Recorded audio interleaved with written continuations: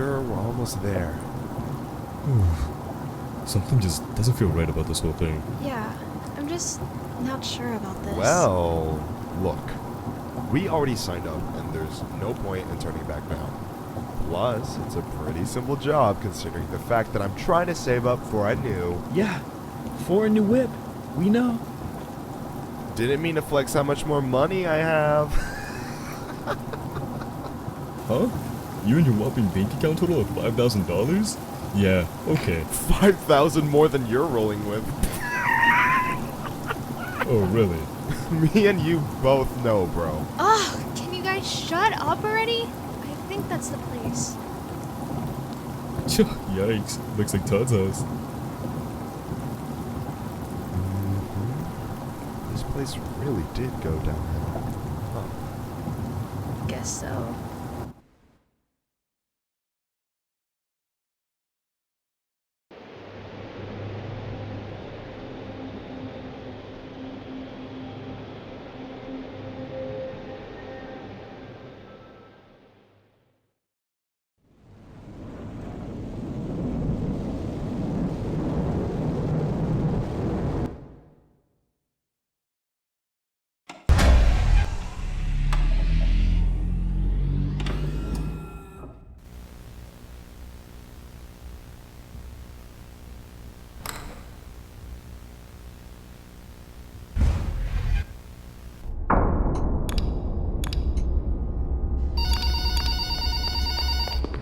How scary can a bear be?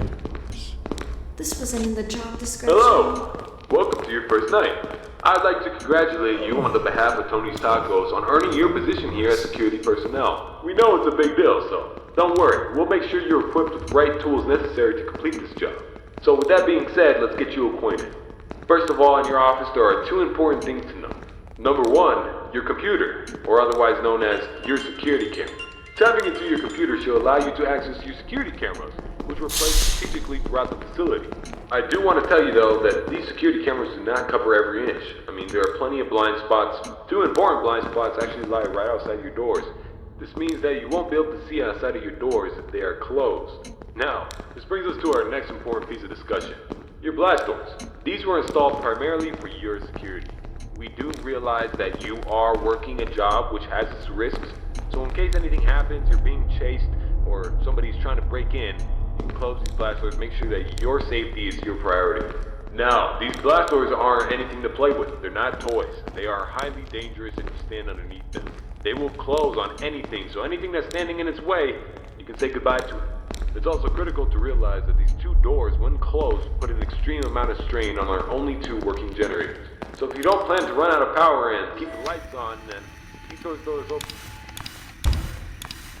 Two at a time is too much for our generators to handle, so please be careful. Now that may lead you into the question of, well, where are these generators? I mean, if they do break down, is there anything you can do about it? Yeah, you can. We trained you on how to repair them, so let me tell you where they're located. Within your office should be a newly installed flat screen TV, which displays a digital map of the entire restaurant. This is going to come in handy whenever you need to locate something. Now there should be alarm lights installed on that TV screen. These alarm lights will only enable whenever there's a malfunction or a shutdown of any sorts. So if a generator were to accidentally break down at some point, an alarm light should go off telling you exactly where you need to go to fix it. Luckily for you, the only two generators which power this entire facility are located in the same area, the parts and service region.